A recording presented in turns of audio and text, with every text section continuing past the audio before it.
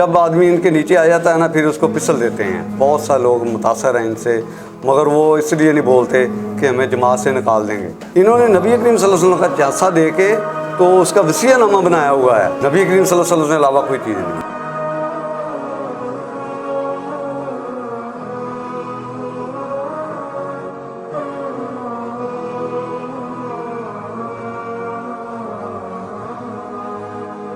ایمان ایک عظیم نعمت ہے.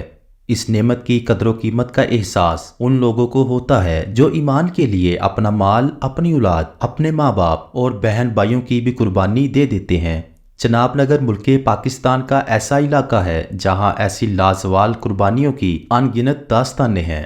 یہاں کے نو مسلمین نے اپنی زندگی کی تمام آسائشوں، تمام رشتوں اور سکون کو قربان کر کے اپنا تعلق گنبد خضرا کے فیضان سے جوڑا ہے. انہی نو مسلمین کو اپنائیت کا احساس دلانے کے لیے انوار ختم نبوت ٹرسٹ پاکستان نے جناب نگر میں دعوت طعام کا اہتمام کیا. خانقاہ سید نفیس الحسینیہ المکیہ میں جناب نگر اور گرد و نواح کے نو مسلمین نے اس دعوت طعام میں بھرپور شرکت کی. اپنے پیاروں کے چھن جانے کے غم میں نڈال ان نو مسلمین نے ایک دوسرے کو اپنا ایمانی بھائی بناتے ہوئے گلے لگایا. ان جذباتی مناظر کو دیکھ کر حاضرین محفل کے ایمان تازہ ہو گئے. دعوت طعام کے موقع پر اپنے نو مسلم بہن بھائیوں سے اظہار یکجہتی کے لیے ملک بھر سے سماجی، مذہبی اور تاجر رہنماؤں نے بھرپور شرکت کی.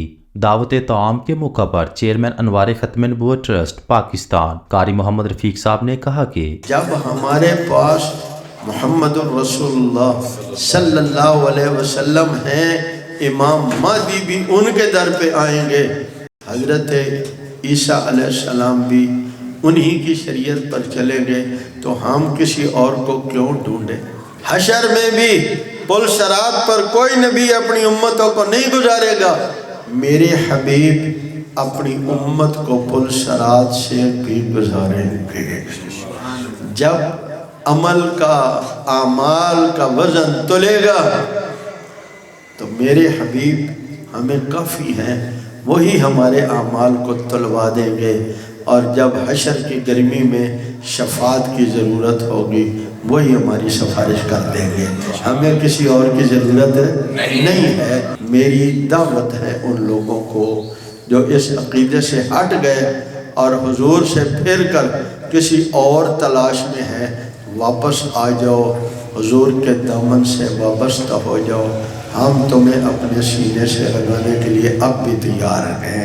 اس موقع پر نو مسلمین نے اپنے جذبات کا اظہار کرتے ہوئے کہا کہ انہوں نے نبی کریم صلی اللہ علیہ وسلم کا جاسا دے کے تو اس کا وصیہ نامہ بنایا ہوا ہے کہ یہ ہاں جنت ملے گی آپ کو، آپ اپنی جائیداد کا اتنا حصہ ادھر دو گے مرکز کو تو آپ کو جنت میں جگہ ملے گی، اگر جو نہ دے گا تو اس کو تو پھر ادھر عام قبرستان میں دفن کر دیتے ہیں.